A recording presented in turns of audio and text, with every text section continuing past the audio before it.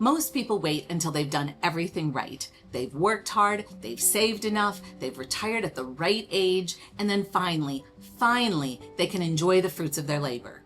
We didn't wait. We let go of the life we built, packed 2 bags, and chose something unfamiliar. This is what happened when we stopped waiting for permission and started living the life we actually wanted.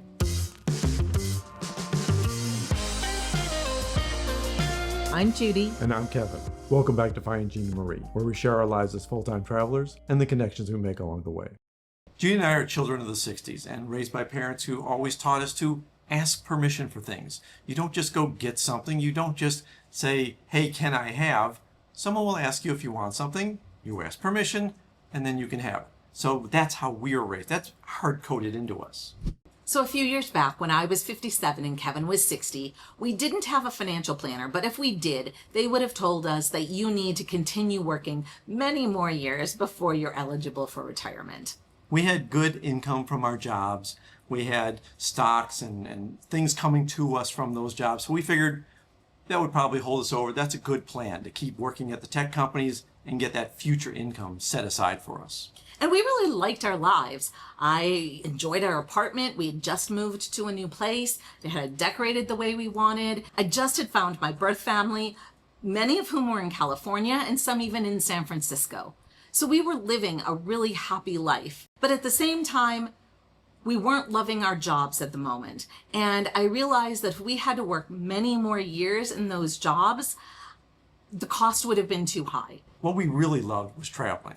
We didn't do enough of it in the last couple of years we were there, so we really wanted to do more of it. The problem was our jobs gave us like 2 weeks off, and it just wasn't the kind of lifestyle we thought we could continue to do. In other words, we had to ask permission to enjoy our life outside of our jobs. And that was especially ironic because I had unlimited PTO.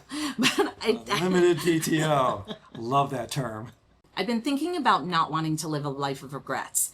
And I didn't want to continue working just for the sake of saving enough money, whatever that number was supposed to look like, before we could start living the life that we wanted to live. It just didn't seem right, especially if something were to happen to one or the other of us, and that life wouldn't be able to happen anyway. You know, we both had parents that died early, so we knew that it's possible to not be able to live in retirement.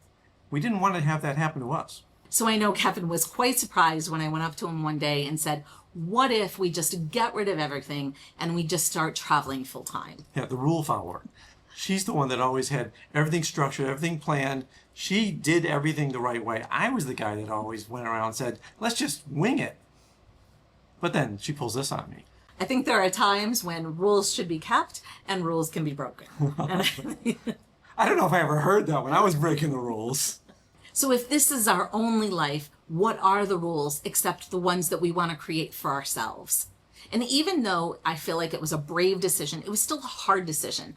We had to say goodbye to family and friends, and there were people in our lives that didn't necessarily approve, but this was the occasion where we didn't feel like we needed to ask permission. Although I did have a best friend that called me up and said, are you nuts? Who said you could do this? Who said you could just give up everything and travel? I said, nobody. And although some of this was very scary at times, we knew it was the right thing to do for us. So let us know in the comments what you think you need permission for and what you might rethink as maybe I don't. Something that goes hand in hand with not asking permission is guilt. When I don't have permission to do something and I do it anyway, I feel guilty. When I give myself something extra, I feel guilty. When I do something that's just, did I deserve that? I feel guilty. We don't have this nailed down. We are still a work in progress on this one. I was drinking cappuccino, and I always have one cappuccino in the morning. And then one morning I said, you know what? I think I'll have a second cappuccino. And I looked at her for permission.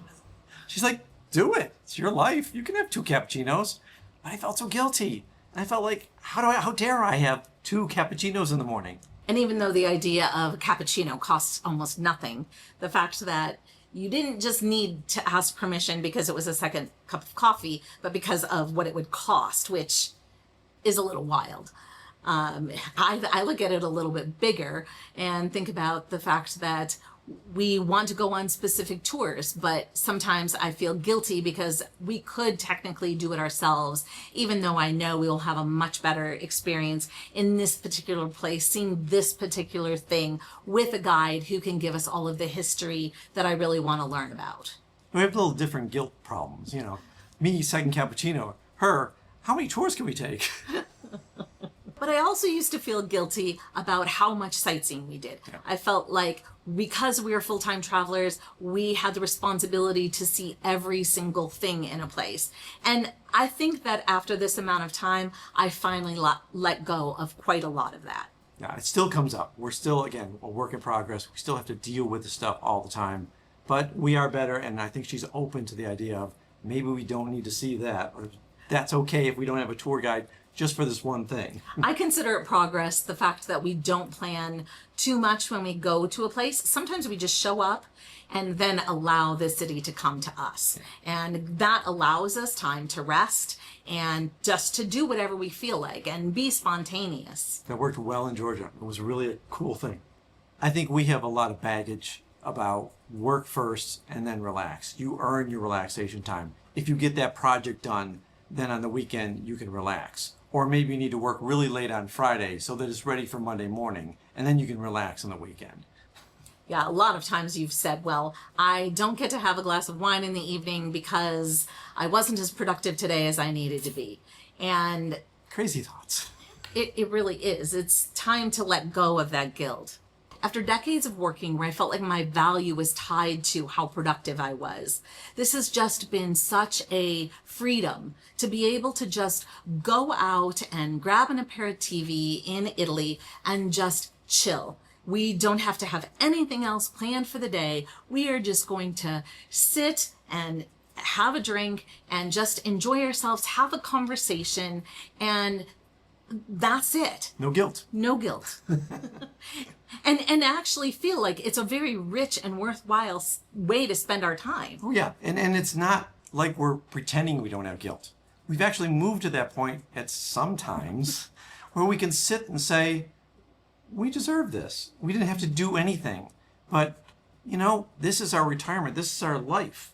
And this is nice. Yeah, I like that. Nice.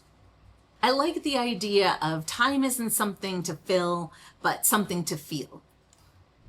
You know, once we get past the guilt and the asking permission stuff and decide that we're going to have a moment like our aperitivo moment, we start to understand more about what happens in that moment. The ability to find joy in just the ordinary things going on around us. Just people watching, just looking at the scenery change, looking at a boat floating on the water. You know, all these things are happening around us. And if we're so busy worrying about the next thing that we have to get done or feel guilty that we're not doing something, we're going to miss all that stuff. Well, especially for me, because I felt like I was so busy that I probably blacked out for a lot of life because I was so busy chasing the next thing. So to actually be present, we had grabbed a pizza and we watched a kid trying to struggle on his bike. He was taking a box home of pizza on a bike uphill. Yeah. And I don't know that I previously would have just appreciated watching something like that, or, you know, watching cats play, you know, while we're at a restaurant, and just watching things and not needing it to have an end goal. Right. It just enjoying precious moments and being good with it. Yeah, and there's so much around that's going on that we would miss all the time.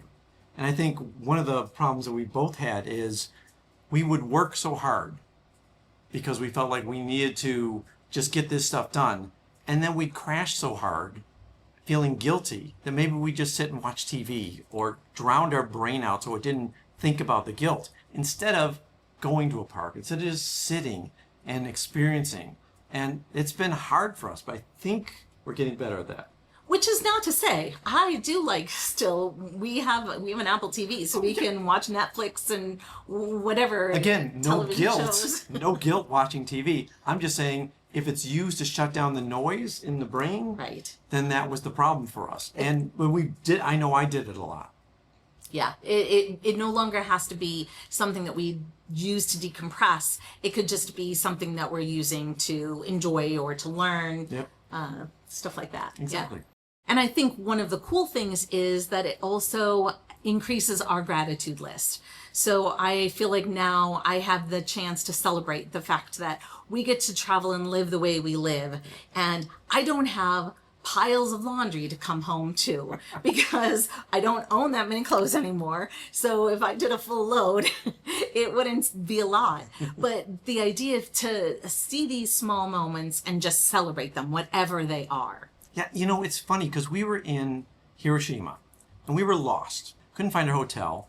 And this woman was helping us with directions. No, she was getting us more lost. Yeah, it wasn't helpful, but she was so nice. She was super sweet. And she felt bad that we were just struggling to find our hotel. And she reached in her shopping bag and pulls out 2 ice cream sandwiches. Those were the best ice cream sandwiches because, we were frustrated at the moment. We said, you know what? Let's just stop and eat the ice cream sandwiches. This was a really nice gesture, and they were delicious. Yeah, but I think wherever she was going, they would have been melted by the time she would have taken them. So she just gave them to us. So it was just this nice little treat. And who does something like that? But it was just really precious. And I also think the reverse is true, that when we can slow down, it also gives us the opportunity to be kind and generous in a way that we aren't always able to do when we're rushing through life. Yeah, and I think the point is that I remember that distinctly. And I remember some of our moments in the park, the kid with the bike and the pizza. Those kind of things stick more than the tourist attractions or the things that we've gone and done. They're great, but these little joy moments are the ones that really stick hard, and I remember those and feel really warm and fuzzy inside. Right. And we have a lot of bucket list moments in our lives. No, that's just the reality.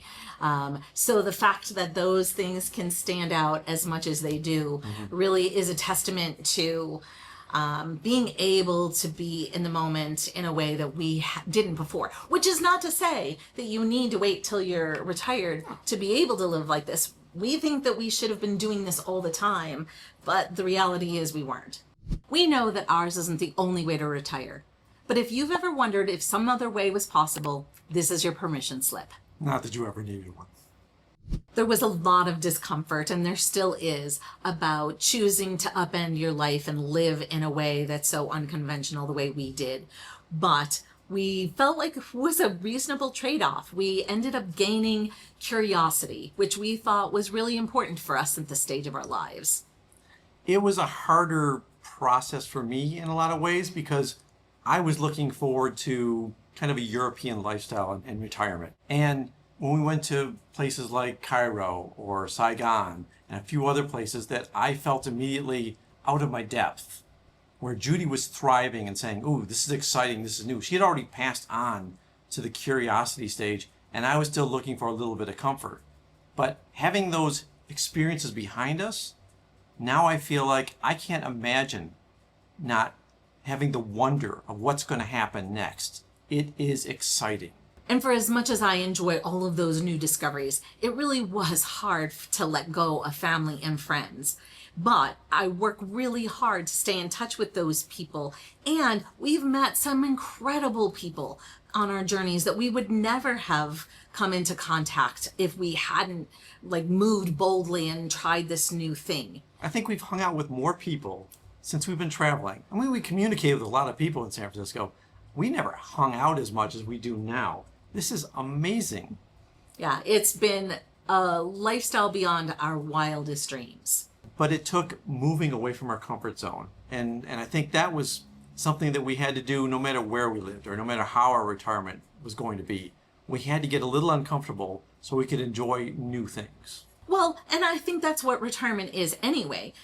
Nothing prepares you for retirement, really, in my opinion, because you've never done it before. So getting used to not having your work be your identity is going to be uncomfortable no matter what. If your calendar's not filled, what do you fill it with? Right. Yeah, exactly. Yeah. I had a specific definition of what retirement looked like in my head.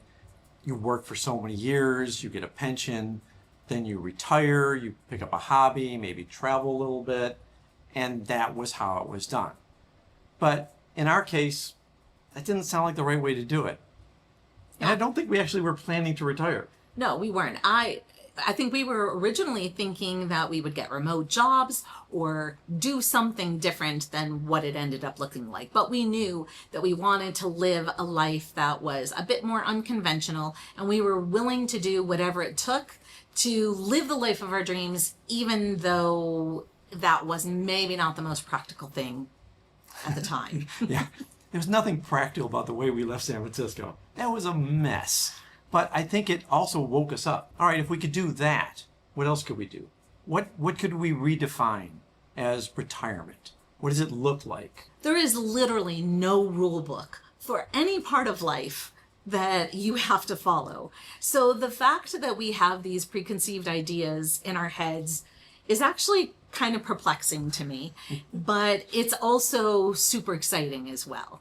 Having the ideas in your head or breaking them? Breaking Good. This, again, is another work in progress. We're still trying to figure out what our future looks like. And I learned not to try to plan out too far. I mean, Judy's got 3 years of travel planned, but we haven't booked it all. So it's still flexible. And we want to keep everything else flexible too. We don't want to say that our retirement looks like this, because as we travel more, as we meet more people, as we do more things, everything changes. Our life is expanded. Yeah. I think in ways beyond anything that we would have ever envisioned when we first launched. That's a great way of putting it. It's expanded. Our brains have expanded. Our desire to learn more has expanded. Our skills have expanded. We've learned to do so many more things, and I don't want to stop. I think that we're vibrating at maybe a higher frequency, if that doesn't sound too woo-woo. But we wake up and we're excited for the day and what we have going on in a way that I haven't felt in a very, very long time. And it's just an exciting way to be living. When I was working at Apple in the last few months, I was getting more and more depressed about how life was looking for the future. And now I'm just so thrilled. Like every day is a new adventure. Actually, I think one of the most profound things that we're realizing unknowingly is how important it has been for us to be making connections with our surroundings, with the people, with our lives, with each other. Everything has been supercharged in a way that it didn't used to be. And that's not to say that we're going at a faster pace. In some ways we're slowing down and just being more intentional, but we're just kind of listening to the cues of what's happening in our lives and what's happening around us.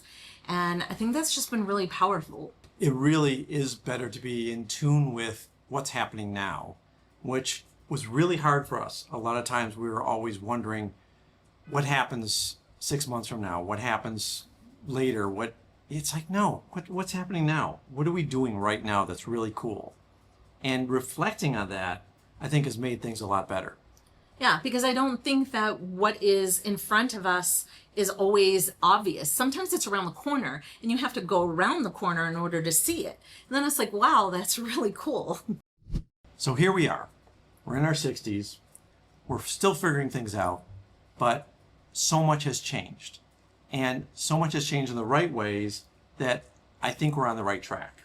I agree. We just needed to start asking different questions. Like, what do I want more of in my life? What have I outgrown? What would my life look like if I didn't need to ask permission for everything? One thing for us was certain. We weren't too old to make a change. We were just old enough to know what we wanted our lives to look like. You know, we didn't want to waste any more time thinking about what it should be like. We just decided to break the rules and go our own way. I know we never could have anticipated doing this, but we're also curious, are there things in your life that you never thought that you'd be doing that you are doing? We'd love to hear about those. Thank you so much for joining us here today. If you haven't already subscribed, we would love for you to do that. And remember, Wander more, worry less. and bring a passport. Until next time. Until next time.